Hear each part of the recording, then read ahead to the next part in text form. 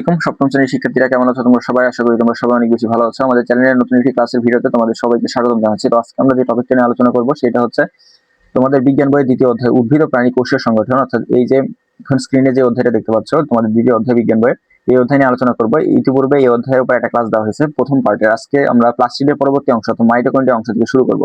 তো চলো বেশি কথা না বাড়িয়ে আজকের ক্লাসটি শুরু করা যায়। তো এখন তোমরা স্ক্রিনে যেটা দেখতে পাচ্ছ সেটা হচ্ছে মাইটোকন্ড্রিয়ার একটা চিত্র দেওয়া হয়েছে। দেখো হাতের বাম পাশে একটা চিত্র দেওয়া হয়েছে, সেটা হচ্ছে মাইটোকন্ড্রিয়া। এবং মাইটোকন্ড্রিয়ার কিছু কিছু অংশ রয়েছে, যেমন এই যে বাইরের যে অংশটা সেটাকে ঝিল্লি বলা হয়, ভিতরের যে ভাঁজ আছে সেটাকে ক্রিস্টি বলা হয়, তারপর ভাঁজের মধ্যে যে গোল গোল বৃন্তক আছে এগুলোকে অক্সিজম বলা হয়, এবং ভেতরে থক থেকে জেলির মতো অংশকে ম্যাট্রিক্স বলা হয়। তো এগুলো মিলেই আসলে হচ্ছে একটা মাইটোকন্ড্রিয়া গঠিত হয়ে থাকে। এখন যদি আমরা মাইটোকন্ড্রিয়ার যে গঠনটা আছে সেটা যদি একটু ভালো করে পড়তে চাই তাহলে তোমরা বুঝতে পারবে। দেখো যে মাইটোকন্ড্রিয়া, এই যেখান থেকে আমরা স্টার্ট করবো, যে সজীব উদ্ভিদ ও প্রাণী কোষে সাইটোপ্লাজমে বিক্ষিপ্তভাবে ছড়িয়ে থাকা ছোট ছোট দন্তাকার অঙ্গাণুগুলোকে মাইটোকন্ড্রিয়া বলা হয়। অর্থাৎ এটা কোথায় অবস্থান করে? এটা উদ্ভিদ কোষে অবস্থান করে, আবার হচ্ছে প্রাণী কোষে অবস্থান করে এবং বিক্ষিপ্তভাবে ছড়িয়ে থাকে।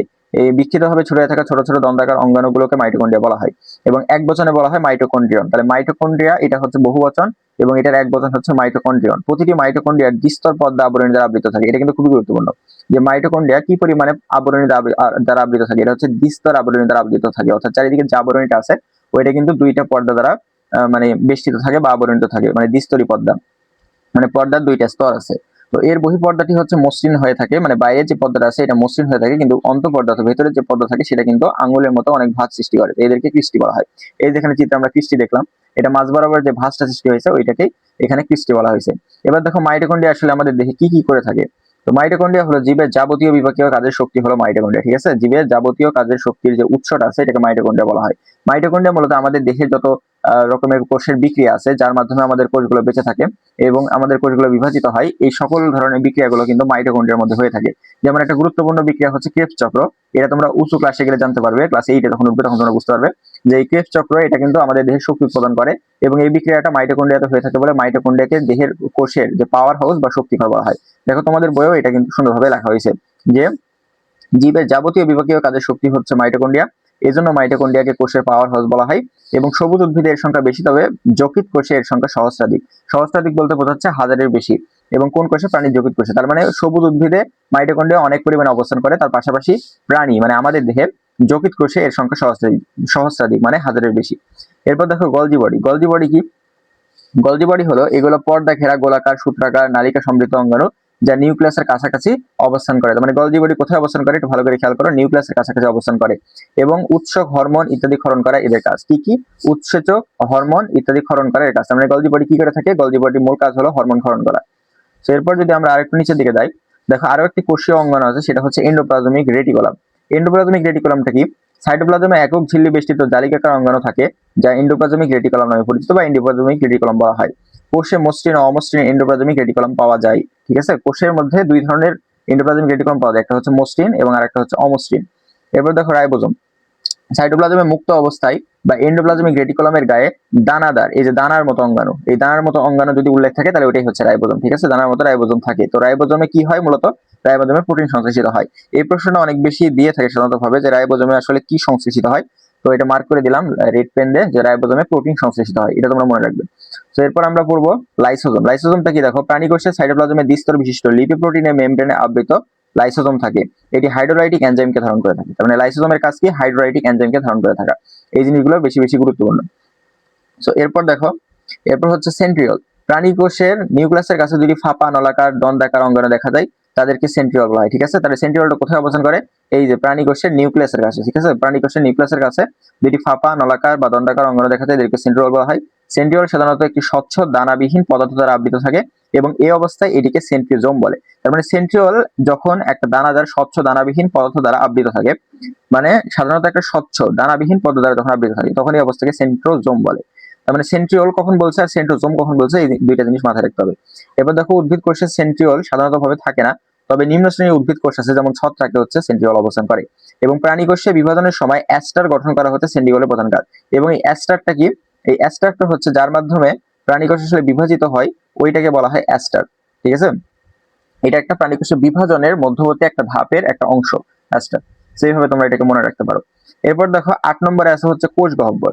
কোষ গহ্বরটা কি? ভালো করে খেয়াল করো যে কোষ গহ্বর হচ্ছে কোষের সজীব অঙ্গাণু, এটা কিন্তু কোষের একটা সজীব অঙ্গাণু, ঠিক আছে। এবং নির্জীব বস্তু সমূহকে সাইটোপ্লাজমের ধাত্রে ম্যাট্রিক্সে এর অবস্থান করে। উদ্ভিদ কোষের নির্জীব বস্তু সমূহের মধ্যে রয়েছে বিভিন্ন ধরনের সঞ্চিত পদার্থ, বজ্র পদার্থ, খরিত পদার্থ। কোষের সাইটোপ্লাজমে তরল পদার্থ, ছোট বড় গহ্বর থাকে এবং এগুলো নিয়েই কিন্তু হচ্ছে কোষ গহ্বর। মানে সাইটোপ্লাজমের তরলে, এটা দেখো এখানে কিন্তু উল্লেখ করেছে যে কি, যে সাইটোপ্লাজমের তরলে পদার্থগুলো ছোট বড় গহ্বর থাকে, এই ছোট বড় গহ্বর গুলোকে বলা হয় হচ্ছে যে কোষ গহ্বর, ঠিক আছে। এবার দেখো নানা প্রকারের কি বলেছে, যে নানা প্রকারের জৈব অ্যাসিড, লবণ, শর্করা, আমিষ ইত্যাদি কোষ গহ্বরে দ্রবীভূত অবস্থায় থাকে, এদেরকে বলা হয় কোষরস। আমাদের প্রশ্ন আসতে পারে এখান থেকে যে কোষরস বলতে আসলে কি বোঝো। সো এখান থেকে কিন্তু এটা মানে বলে দিতে হবে যে নানা প্রকারের জৈব অ্যাসিড, লবণ, শর্করা, আমিষ ইত্যাদি কোষ গহ্বরে দ্রবীভূত থাকে এবং এটাকে কোষরস বলা হয়। প্রাণী কোষে সাধারণত ভাবে কোষ গহ্বর থাকে না, তবে কোনো কোনো কোষে যদি থাকে, মানে কোনো কোনো কোষে যদি এটা অবস্থান করে তাহলে সেটা আকারে অনেক ছোট হবে প্রাণী কোষের ক্ষেত্রে। আর উদ্ভিদ কোষে কিন্তু কোষ গহ্বর অবস্থান করে। ধরো এটা একটা উদ্ভিদ কোষ, উদ্ভিদ কোষের মধ্যে কোষ গহ্বরটা ব্যাপক একটা জায়গা নিয়ে থাকে। কিন্তু সাপোজ এটা ধরলাম আমি প্রাণী কোষ, প্রাণী কোষের মধ্যে কোষ গহ্বরটা অত্যন্ত ছোট, ক্ষুদ্র একটা জায়গা নিয়ে অবস্থান করে। সুতরাং এটা আমরা বলতেই পারি যে প্রাণী কোষে নিউক্লিয়াস থাকলেও সেটা আকারে ছোট। এবার দেখো উদ্ভিদ কোষের দেহ গহ্বরে বেশি থাকে এবং আকারে বড় হয়। এই কারণে উদ্ভিদ কোষের নিউক্লিয়াস এক পাশে এবং প্রাণী কোষের নিউক্লিয়াস মাঝ বরাবর অবস্থান করে, ঠিক আছে। উদ্ভিদ কোষের নিউক্লিয়াসটা কোথায় অবস্থান করে? এক পাশে। উদ্ভিদ কোষের নিউক্লিয়াস এক পাশে অবস্থান করে এবং প্রাণী কোষের নিউক্লিয়াসের মাঝে থাকে। এটাই হচ্ছে তোমাদের কোষ গহ্বর। তো এটাও কিন্তু একটা ইম্পর্টেন্ট টপিক ছিল। এখানে দেখো একটা কাজ দেওয়া হয়েছে, চিত্র দেখে দলগতভাবে প্রাণী ও উদ্ভিদ কোষের মধ্যে পার্থক্যগুলো পোস্টারে লিখে উপস্থাপন করবে। এখানে আমরা কয়েকটা বিষয় জানলাম যে কোনটা কোনটা উদ্ভিদ কোষে থাকে আর কোনটা কোনটা প্রাণী কোষে থাকে। আমি যদি কাজ সম্পর্কে একটু আলোচনা করি তাহলে তোমরা বুঝতে পারবে। দেখো প্রথমত এইটা হচ্ছে একটা উদ্ভিদ কোষ এবং এইটা হচ্ছে একটা প্রাণী কোষ। দুইটাকে যদি আমি আলাদাভাবে মার্ক করলাম, এবার দেখো উদ্ভিদ কোষে কি কি থাকে। উদ্ভিদ কোষে অবস্থান করে হচ্ছে প্রথমত বড় একটা গহ্বর অবস্থান করবে, যেটা প্রাণী কোষে থাকে না, বা গহ্বর থাকলেও আকারে সেটা অনেক ছোট। তার মানে এটা একটা পার্থক্য যে উদ্ভিদ কোষের গহ্বরটা আকারে বড়, প্রাণী কোষের গহ্বরটা আকারে ছোট। এখন 2 নম্বর স্টেপ নিয়ে যদি আলোচনা করি, উদ্ভিদ কোষে কি অবস্থান করে? উদ্ভিদ কোষে অবস্থান করে হচ্ছে দেখো উদ্ভিদ কোষে কি অবস্থান করে? উদ্ভিদ কোষে অবস্থান করে তোমার ক্লোরোপ্লাস্ট অবস্থান করে, কিন্তু প্রাণী কোষে ক্লোরোপ্লাস্ট অবস্থান করে না। আবার প্রাণী কোষে সেন্ট্রিওজোম অবস্থান করে, এটা আবার উদ্ভিদ কোষে অবস্থান করে না। এরকম কিছু কিছু বৈশিষ্ট্য আছে যেটা উদ্ভিদ এবং প্রাণী কোষের মধ্যে আলাদা। তারপর উদ্ভিদ কোষের কোষ প্রাচীর আছে, প্রাণী কোষের ক্ষেত্রে কিন্তু কোষ প্রাচীর থাকে না, ঠিক আছে। এখানে কিন্তু তোমরা কোথাও কোষ প্রাচীর দেখতে পাবে না। এরপর দেখো প্রাণী কোষের ক্ষেত্রে এখানে আছে এক ধরনের মাইক্রোভিলাস আছে, কিন্তু উদ্ভিদ কোষের ক্ষেত্রে মাইক্রোভিলাস থাকে না বা মাইক্রোভিলাই থাকে না। তো এগুলো হচ্ছে মূলত পার্থক্য যেগুলো তোমাদের উল্লেখ করতে হবে এই কাজের মধ্যে। তো এইভাবে তোমরা আসলে এটা উল্লেখ করে দিবে। তো আমি চলে যাচ্ছি আজকে নিউক্লিয়াসে। এরপর দেখো নিউক্লিয়াসটা কি। নিউক্লিয়াস হচ্ছে প্রোটোপ্লাজমের পর্দা বেষ্টিত, প্রোটোপ্লাজমের পর্দা দিয়ে বেষ্টিত, বেষ্টিত মানে হচ্ছে আবরণ করে থাকা সর্বাপেক্ষা ঘন বস্তুকে বলা হয় হচ্ছে নিউক্লিয়াস, ঠিক আছে।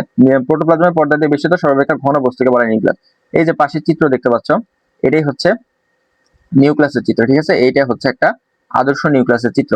এরপর দেখো যে প্রতিটি নিউক্লিয়াস 4টি করে অংশের সমন্বয়ে গঠিত হয়। এখন কি কি এই 4টি অংশ বা কোন কোন 4টি অংশ সমন্বয়ে গঠিত হয় এখানে সুন্দরভাবে দেওয়া হয়েছে।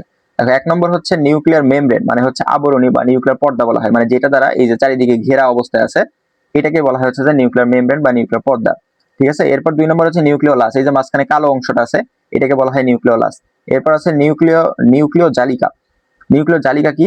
এই যে এখানে উল্লেখ করে দেওয়া হয়েছে যে এই যে ক্ষুদ্র ক্ষুদ্র যে জালের মতো নেটের মতো অংশ আছে এগুলোকে বলা হয় নিউক্লিয় জালিকা। এবং সর্বশেষ নিউক্লিওপ্লাজম, মাঝখানে যে স্বচ্ছ এক ধরনের দানাদার পদার্থগুলো আছে এগুলোকে বলা হচ্ছে নিউক্লিওপ্লাজম। তো কোষ বিভাজনের পূর্ব মুহূর্তে ইন্টারফেস দশায় নিউক্লিয়াসের এই 4টি অংশ দেখা যায়। তাহলে কোন দশায় দেখা যায়? ইন্টারফেস দশায় কিন্তু এই 4টি অংশ দেখা যায় এবং নিচে এই বিষয়গুলো নিয়ে আমরা আলোচনা করব। দেখো 1 নম্বরে আছে হচ্ছে নিউক্লিয়ার পর্দাটা আসলে কি, মানে যেটা দ্বারা নিউক্লিয়াস আবৃত থাকে। দেখো সজীব ও দ্বিস্তর বিশিষ্ট পর্দা দিয়ে প্রতিটি নিউক্লিয়াস আবৃত থাকে, তাকে নিউক্লিয়ার পর্দা বলা হয়। নিউক্লিয়ার পর্দা অসংখ্য ছিদ্রযুক্ত থাকে, এসব ছিদ্রের নাম হচ্ছে নিউক্লিয়ার রন্ধ্র বলা হয়, মানে যে ছিদ্রগুলো দ্বারা আসলে আবৃত থাকে সেটাকে বলা হয় নিউক্লিয়ার রন্ধ্র। এরপর দেখো নিউক্লিয়ার পর্দা সাইটোপ্লাজমের সাথে নিউক্লিয়াসের বিভিন্ন বস্তুর, নিউক্লিয়ার পর্দা কি করে? সাইটোপ্লাজমের সাথে নিউক্লিয়ার বিভিন্ন বস্তুর যোগাযোগকে রক্ষা করে এবং নিউক্লিয়াসকে রক্ষণাবেক্ষণ করে, এটা একটা গুরুত্বপূর্ণ বৈশিষ্ট্য। এরপর নিউক্লিয়ার প্লাজম কি? নিউক্লিয়ার অভ্যন্তরে নিউক্লিয়ার মেমব্রেন দ্বারা আবৃত স্বচ্ছ দানাদার ও জেলির মতো অর্ধতরল পদার্থটির নাম হচ্ছে নিউক্লিয়ার প্লাজম। এবং এটি নিউক্লিয়াস এবং ক্রোমোজোমের কি করে?